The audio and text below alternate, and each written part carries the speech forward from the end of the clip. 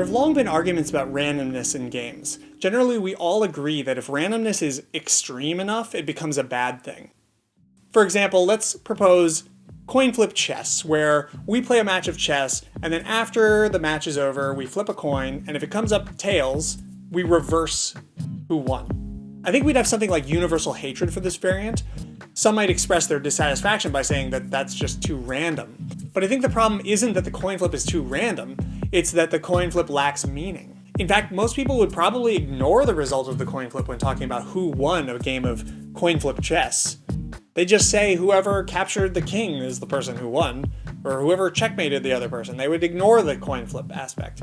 During the play of a game, your choices build meaning into play. As we talked about back in episode 3 of the first season, when you're playing a game, you look at the current state, compare it to your internal model, which is a loose mental simulation of the rule set, and you make a decision based on predictions drawn from that model.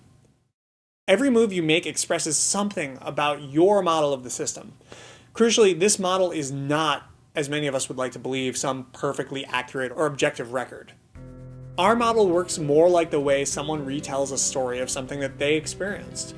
Of the few details that are actually included, some are given more or less emphasis. So in this way, the process of making our internal model is a creative act of molding interpretations together into a coherent picture of a rule set, even if most of this happens subconsciously.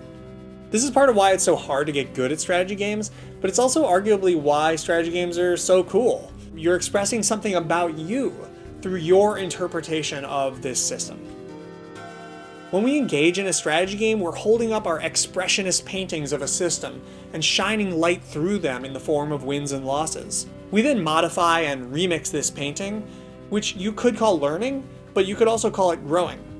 But wins and losses only cause that growth if they're meaningful wins and losses. So where do they get that meaning from? Each move that you make sort of imbues the game component or the game state with some of your intention. As you're moving a piece around a board, you're developing a connection with this piece and associating it with yourself and what you're striving for. Within a sequence of deterministic actions, you build meaning. First, you moved here, then you moved there. Randomness, on the other hand, can almost be defined as an anti-meaningful event. In the case of a typical turn-based tactical game, if someone asks you why you moved to a particular tile, you can give some kind of explanation to them. You can tell them some sort of story. However, if you attack and you miss, you can't give them any insight as to why your attack missed other than, well, that's just how the dice rolled.